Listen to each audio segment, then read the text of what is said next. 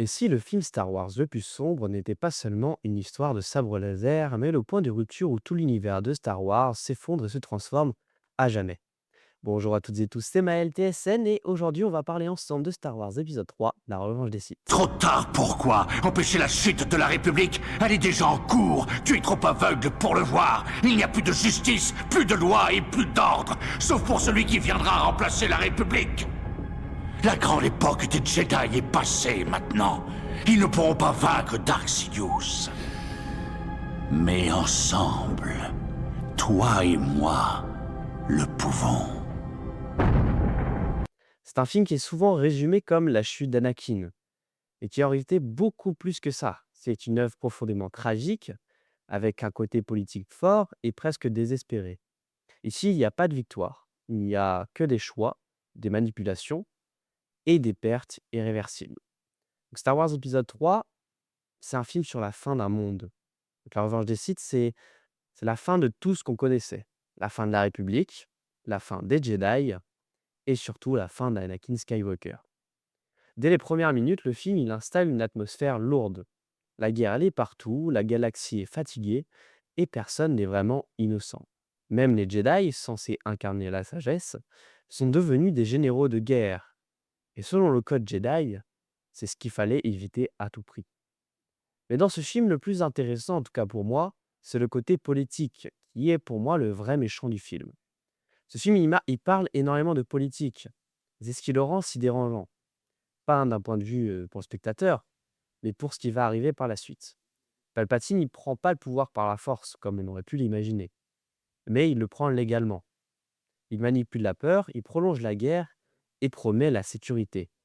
Et surtout, il va faire croire à Anakin qu'il est le seul à pouvoir le comprendre. C'est ainsi que meurt la liberté sous des pluies d'applaudissements. Et cette phrase, elle résume tout. Donc cette phrase qui est de Padmé Amidala, tout à la fin du discours de Palpatine, qui était déjà devenu Dark Sidious et qui avait ordonné l'ordre 66. Mais bref, ça on en parlera par la suite. Et comme je l'ai dit, cette phrase, elle résume tout. La République, elle tombe pas à cause d'un coup d'État brutal, mais parce que tout le monde accepte que ça arrive. Et ça, c'est le plus triste. Puisque Palpatine est tellement fort qu'il arrive à contrôler tout le monde, mais légalement.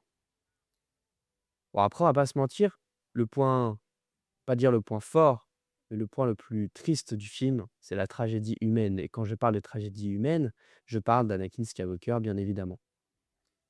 Mais attention, Anakin, c'est pas un monstre. Et ça, faut pas l'oublier. C'est un homme brisé qui est terrifié par la perte. Il a peur de perdre Padmé, il a peur de l'échec, et surtout, il a peur de ne pas être assez. Et quand je dis assez, c'est que par rapport à l'ordre Jedi, il a l'impression d'être un pion. Pas celui qu'il espère en tout cas. Les Jedi lui demandent de réprimer ses émotions, mais ne lui offrent jamais de réel soutien. Palpatine, lui, il fait exactement l'inverse. Il l'écoute, il le valorise et il l'empoisonne lentement. Pas l'empoisonne avec un poison, mais il est un peu le grand frère qu'Anakin, il l'aimerait. Parce qu'il a Obi-Wan, mais on voit dans le film que Obi-Wan et Anakin, enfin en tout cas Anakin, il est jaloux. Il est jaloux de Obi-Wan. Parce qu'il aimerait être comme lui, parce qu'il est plus fort, ça on le sait. Il est plus fort qu'Obi-Wan. Mais il n'est pas respecté autant qu'il le voudrait et autant qu'Obi-Wan l'est. C'est pour ça qu'on peut appeler ça une tragédie humaine.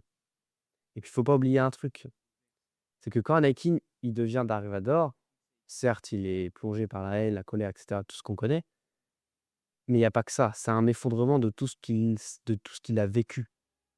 Voilà, c'est un effondrement mental, physique, de tout. Après, il y a un autre moment dans le film qui est tragique. Donc certes, il y a la partie de Anakin, mais le avant, c'est l'Ordre 66. Et il est spectaculaire, certes, mais il est froid. Il est silencieux et brutal. Tellement brutal qu'il prend pas moins de près, on va pas dire la moitié du film, mais un bon quart du film. Il y a des Jedi qui vont tomber sans comprendre, des amis, des amis forcément entre Obi-Wan et Anakin qui vont se retourner les uns contre les autres. Puis forcément, il y a la musique de John Williams qui va transformer ce massacre en un truc de fou. Et à ce moment-là, on va comprendre que le mal, il a déjà gagné. C'est ça qui est fort.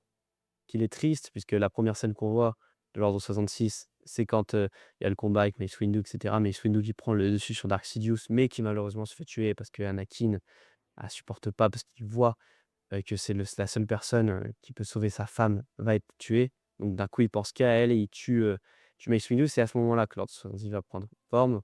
Puis après, on connaît tous hein, la fameuse scène avec Obi-Wan Kenobi à qui, qui se fait tirer dessus par le, A- le ATTE, Cody qui donne l'ordre. Ça, on est triste. Puis après, il y a toutes les scènes avec Ayla Secura, Ki-Adi Mundi, Plo Koon.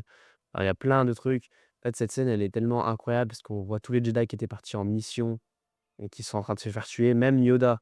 Bon, Yoda, il meurt pas parce que c'est Yoda.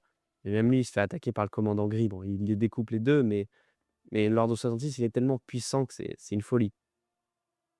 Et puis après, le passage, et le passage le plus stylé du film, les gars, c'est Obi-Wan versus Anakin.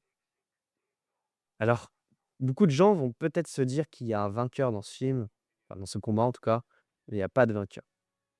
Que le combat sur Mustafar, c'est un duel héroïque de fou, mais c'est surtout une dispute intime, qui est douloureuse et impressionnante et très triste à regarder parce qu'on comprend à ce moment-là que ce sera plus jamais enfin, qu'il y aura plus de Obi-Wan et Anakin qui rigolent ensemble, comme on le voit dans The Clone Wars, plus principalement, parce que, bon, on le voit aussi au début de Star Wars épisode 3, mais voilà.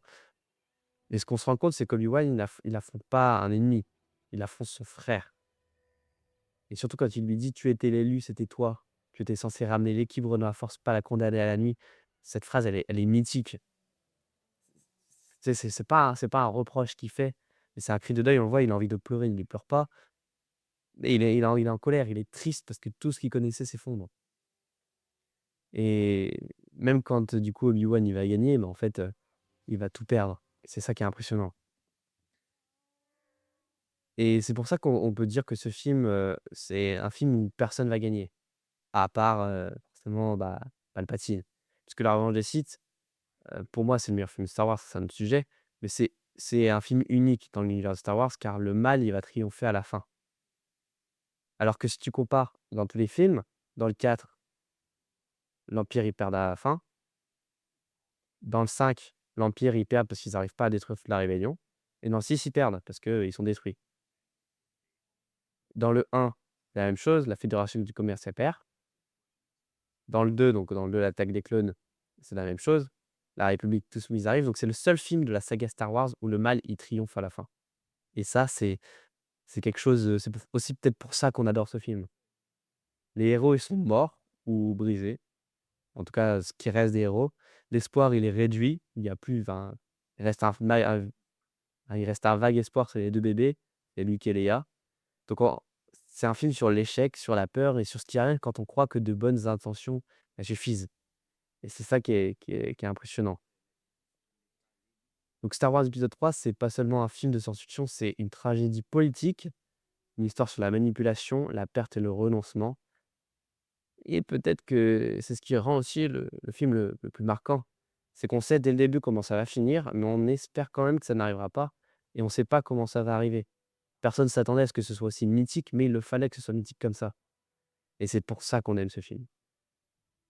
C'est pour ça que pendant tout le film, comme je l'ai dit, on n'a pas envie que ça arrive, même si on sait que ça va arriver, même si on a un petit espoir à un moment donné que Anakin, quand tu vas prévenir Mace Windu que, que Palpatine c'est un seigneur Sith, on se dit: «Ah, bah, peut-être ça va pas arriver», mais on sait que ça va arriver et c'est ça qui est impressionnant.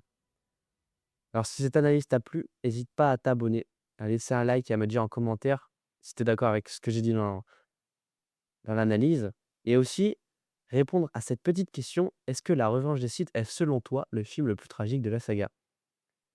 J'attendrai tous vos commentaires, enfin, dans la zone commentaire, je répondrai le plus vite possible et j'espère que cette vidéo vous aura plu. À très vite, c'était MyTSN et que la force soit avec vous. Ciao.